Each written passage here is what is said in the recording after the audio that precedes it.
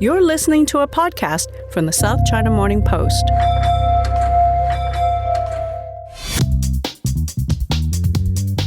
Hello and welcome to the China Geopolitics podcast with me, Finbar Birmingham, the Europe correspondent at the South China Morning Post. We're coming at you from a grey and drizzly Friday afternoon in Hong Kong. It's a holiday week here, so a quick hit episode from us. We're keeping it in-house with some expert analysis on some of the issues we touched on last week. We briefly discussed the Beijing 2022 Winter Olympics and the potential for a boycott. There's been no material developments on that this week, but a lot more rhetoric and perhaps a little bit of political mischief with regard to potential boycott in Washington. We're going to have some discussion of the importance of the Beijing Olympics to a rising China. We'll discuss the political shenanigans in Washington DC and have some quick chat on Biden's tax plan, sugar in Washington and Chinese Foreign Minister Wang Yi's diplomatic tour. Let's go straight to John Carter and Zhou Xin. Joined today by Zhou Xin and John Carter to discuss the week in geopolitics. Last week's show had a focus on the consumer boycotts that were raging in China over Western companies' stance on Xinjiang. On the podcast last week, we touched on the potential impact this might have on the tarnishing the image of the Beijing 2022 Winter Olympics. This week, the story has sort of grown a little bit in the sense that the United States State Department spokesperson Ned Price said early in the week that the United States was consulting with allies over whether there would be any sort of boycott. Subsequently, a State Department spokesperson came out to clarify and said, contrary to some reporting, there would not be a boycott. This gives me a sense, John, that there's a little bit of mischief perhaps coming out of the US government, perhaps trying to draw attention to an issue which they knew would inflame things a little bit.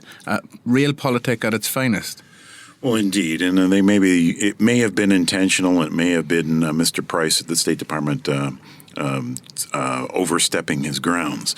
But in any case, it ends up being a trial balloon talking about the possible boycott. And we know, for instance, there's broad support in Canada for a boycott of the Olympics and broad support in certain parts of Europe. So where do we go with this? One thought is that there will not be a boycott by the athletes, but there may be a boycott by some sponsors. Although, as we've seen with the consumer boycotts we talked about last week, this has consequences, as H&M and Nike and others found out. If you do something that the Chinese government doesn't like, and through its various organs, it can make that displeasure known and can affect your bottom line. So where does this go? I'm suspecting that there will not be a political boycott of the Olympics, but again, a question about sponsors, companies boycotting the Olympics. And remember, there's two kinds of sponsors here. There's the sponsors who directly sponsor the International Olympic Committee in the Beijing Olympics. And then there are the sponsors who pay for the broadcasts in various countries. And, of course, this is a big issue in the United States. All the big U.S. companies will want to buy ad time on these Olympic broadcasts. One curious fact is that at least the current schedule for the Super Bowl, which is the most watched TV program in America year in and year out, will occur at the same time as the Olympics, or at least part of the Olympics. And so what does this mean for viewership, and what does this mean for consumer sponsorship? But in terms of the Olympics, could advocacy groups and others in America put pressure on Coca-Cola and McDonald's and all of the other big sponsors to not sponsor, or at least to cut back their sponsorship? We'll have to wait and see. It's too early to say. Yeah. Zhou Xin, I wanted to ask you about the significance, I guess, of the Olympics, but also maybe just by the very fact of having the word boycott in the same sentence as Beijing Olympics, that's not going to go down too well in the halls of power in China. Oh, exactly, Finbar. I mean, for the Beijing Winter Olympics is so important for the Chinese government now. I think it is the number one item on the agenda. If you remember the 2008 Summer Beijing Olympics, this is a kind of coming out party for China. From that moment, China is becoming a great power, recognized by the international community and in the world. So China is hoping that the Winter Olympics next year will serve a similar kind of significance as kind of milestone to witness China's rise. So. If the U.S. is flirting this idea of boycotting the Winter Olympics, it's really, angered, China. China is trying very hard to persuade other countries not to even think about boycotting Beijing Winter Olympics. As you can see, everywhere Chinese diplomats are mobilized. You can see in Paris, the Chinese ambassador has visited the headquarters of the International Olympics Committee and is talking about the Winter Olympics. And when Xi Jinping called Merkel, they talked about the Winter Olympics as well. So in the coming year, I think a very easy job for every country is, if you want to have a good relationship with China, is just to say, I really love the ice and the snow in the suburb of Beijing, and that will help you a lot. I'm sure the opposite is true too. If you want to put their nose out of joint, then you say something detrimental. And I'm wondering, how much of a boycott is too much? Because there was an interesting op-ed in the New York Times the other day saying that they shouldn't have a political boycott. They should send the athletes, but the athletes should be allowed to protest how they see fit. I mean, how much of a concern would it be, for instance, to the Chinese leadership if a gold medalist from the United States took to the podium wearing a Free Tibet T-shirt or something like that, or Free Hong Kong, these sorts of political slogans? Well, I think for these kind of things, Beijing has experience, because during the Beijing Olympics in 2008, there were similar concerns as well, that, some people were shouting slogans or whatever. But it seems like at the end of the day, the Beijing Summer Olympics were remembered a quite successful sports event. So I think as long as athletes are coming, I think this is not something too worrisome for the Chinese government. Yeah, and I wonder how much of it is it's just as important for it to be, I guess, portrayed properly to a domestic audience as it would be internationally. We saw other places hold major sporting events that have had human rights criticism over the years, Russia hosting the World Cup and the Winter Olympics a number of years ago, but they all played very well to the domestic audience. John, as you know, the messaging often in states is as much for in China particularly as much for the domestic audience as international. Well, indeed, and I'm sure that China will control the message domestically, and it remains to be seen how they will be able to control the international message.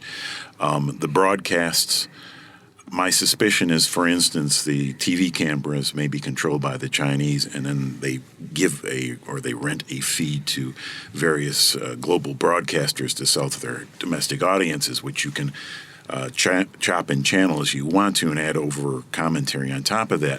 But the actual shots will be controlled by the Chinese. So if there are protests, suddenly the screen goes dark and they're not available anymore. So yes, I think what you'll see is in typical modern Chinese fashion a high degree of control here. But perhaps that backfires if it goes too far. We'll see. It's early days, and it's very difficult to discern how far this is going to go.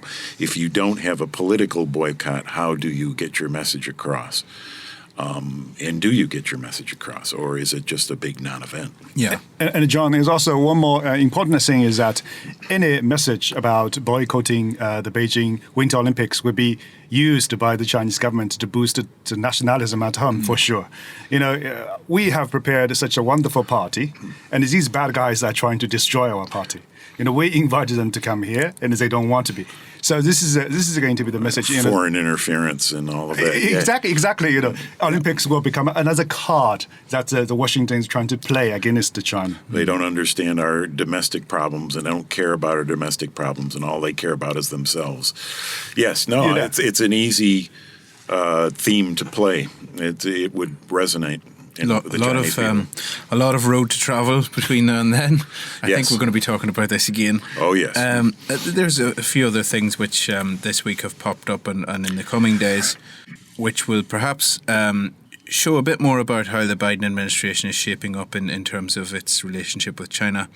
Without involving China, the global tax plan, which seems to have made some sort of breakthrough this week to have a minimum corporate tax, global corporate tax the world over.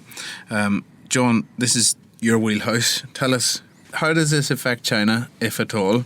And what does it say about America's, I suppose, return to the multilateral table? Well, it is yet another initiative by the Biden administration to try to resume engagement with the international community. I mean, rejoining the World Health Organization, removing objections to the new head of the World Trade Organization, re-entering the Paris Global Climate Accord, all the same theme. We're going to engage with the world, and we're going to work with our friends and allies to try to achieve results. And so now the U.S. is doing this both for selfish reasons, because it needs to fund its $2.25 trillion, that's a huge number, infrastructure investment plan. And so the way to do this is to keep U.S. companies from shifting their revenues abroad and being taxed at lower rates in places like Ireland. Couldn't resist. But also, this has been a problem globally, is that income in many different countries are being shifted offshore to tax havens. And so where China comes into this, it doesn't much affect China, the mainland, directly. What it affects is Hong Kong, which, according to a recent index, is the 7th largest tax haven in the world and the largest in Asia, after perennial leaders like the Cayman Islands and the British Virgin Islands and so forth. And so the question becomes, how would a minimum corporate tax, which would be much higher than the tax currently levied on corporations doing business in Hong Kong, how would that affect the willingness of companies to locate in Hong Kong and have income flow through their Hong Kong subsidiaries, where it's taxed at such a low rate? Because, as we know, Hong Kong is the conduit for up to 70% of the funds that flow into the mainland from abroad. So it is vitally important to the mainland as a financial conduit. And so would this minimum tax level erode the attractiveness of Hong Kong as a business center? We don't know that the strong magnetic pull of the mainland as a business center is likely to offset much, if not most, of the reduction in attractiveness from higher tax rates. But nevertheless, this is going in the wrong direction in terms of Hong Kong's attractiveness, and will Beijing seek to mitigate that in some way? We don't know. It's early days with this. And, as you know, there are a number of countries in the world that are considered tax havens. The Netherlands, for instance, is the 4th largest tax haven in the world, surprisingly. There are a whole series of EU countries considered tax havens. And so is the EU going to be able to get on side for this minimum tax? We don't know. It's early days. They hope, and the G20 just had a statement saying, we hope to have a consensus-driven, quote-unquote, agreement by the middle of the year. But there are a lot of hurdles to jump before we get there. A lot of cats to be herded. Yep. Zhou, what's your sense on this? Is this something that China would be worried about? I don't think so, because every time talking about collecting taxes, I think China was quite interested. Like every government. Yes, like every government, because the fiscal situation of the Chinese governments are not in a very good situation. So, and I think China, more importantly, China really want to show that it is a responsible player in the international, at least the economic community, and wants to do its own part. So I don't think China will necessarily reject the proposal from the Washington outright. Mm-hmm. Of course, there will be lots of back and forth discussions. There's a long way to go that the moment will actually come. The governments can coordinate and collect this minimum tax. Mm-hmm. But at least this is something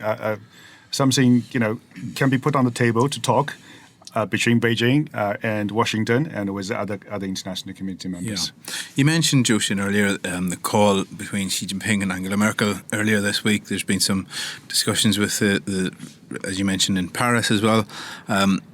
To what extent have you seen Beijing sort of reacting to Biden's re-engagement multilaterally? We've seen, obviously, we're going to see the Japanese Prime Minister Suga visit Washington on next Friday, the 16th. Next Friday, I understand there's been some coverage of this in China as well. What's your sense of how the sort of reaction is playing out there?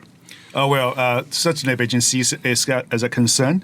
Of course, if there's a coalition led by the United States against China, this is certainly one of the least desired scenario for the Chinese government. So it has to do something. But, the problem is for the Chinese government, if you look around, not many true friends. So that's why, after the Alaska meeting, Wang Yi was particularly busy. He was entertaining, all the Russian minister in Guilin, and then all the Southeast Asia foreign ministers in Fujian, one in Xiamen and one in Nanping. And then also you can see like Foreign Minister Wang Yi has been to Middle East. He has been signing this 25-year agreement with Iran, and then he's trying to play kind of, we are here for the region to the Middle East countries. And also, as you mentioned, the phone call between Xi and Merkel apparently is saying, European Union should have its own idea. You don't have to necessarily follow strategic the US. Autonomy. Yes, strategic autonomy. You don't have to follow Washington all the time. Our market is always open for you. Here are some money to make. These are the I think it's a natural response from the Chinese government. It's very symbolic that the Biden's first face-to-face meeting at the White House is with the Japanese Prime Minister, emphasizing the importance of Asia to overall Biden diplomatic policy. And this comes a month after the Quad meetings, India, Japan, Australia, the United States, and comes amid after the Alaska summit, where sharp words were exchanged. And since that Alaska summit, there seems to be a movement by both China and the United States to try to get allies on side, to try to make new connections, and by China to say, be independent and don't do what the United States wants you to do. And so there's this game going on, and it's just starting, and this is likely to go on for some time. And going back to the whole question about the consumer boycotts and the Olympic boycotts, governments, companies, and consumers in some respect are being asked to choose sides. And this will be an ongoing theme, perhaps for years. And we'll see how it transpires. Obviously, big issues like the Olympics, but it's small issues like, do I buy a Chinese cell phone or do I buy a U.S. cell phone, or if the U.S. actually made cell phones. Easy choice, that one. Yeah, exactly. But you see, the point is that the Chinese consumers are starting to make that choice. And so where does this go? So we'll have to wait and see. Yeah. Zhou, what's on your agenda for the coming week? Well, I think one thing very interesting to see is that we can, from the Washington side, is about from last night, we have this U.S. senators having this 283-page kind of strategic competition bill against China. And we have, the sanction list has been extended, including seven more. For the first time by Biden. Yes, for the first time by Biden, to include 7 more Chinese entities. And there are the 2040 by the National Intelligence Agencies talking about how China and the United States going to compete head-to-head in the space. All these kind of things. It's very interesting. And how I'm quite interesting to see how these kind of strategic hostilities is going to translate onto the detailed policy and the specific policies. But one thing that we have also to keep a close watch is climate talk. The Chinese government has not officially said, President Xi will attend this video conference. But if President Xi attended this video conference and talk with climate change with the rest of the 40 state leaders, there's also can be a kind of positive thing. At least the United States and China have something to talk about. Yeah, indeed. And one final thought is that remember that Biden hasn't been in office yet for 3 months. Not yet. It's still very early days here in all of this. Indeed. All the fun of the fair awaits. We will cover it as it happens. John Carter, Zhou Xin, thank you so much. Thank you. Thank you.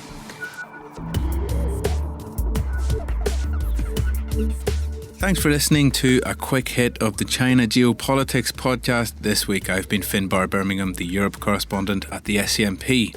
We'll be back next week with more analysis on all the big issues of the day. Until then, keep reading the news at scmp.com. Follow us on Twitter at SCMP Economy. Get your jabs, wear your masks, wash your hands, keep your distance, stay safe. Bye-bye. For more podcasts from the South China Morning Post, head to scmp.com, where you can hear more about technology, trade, culture, and society.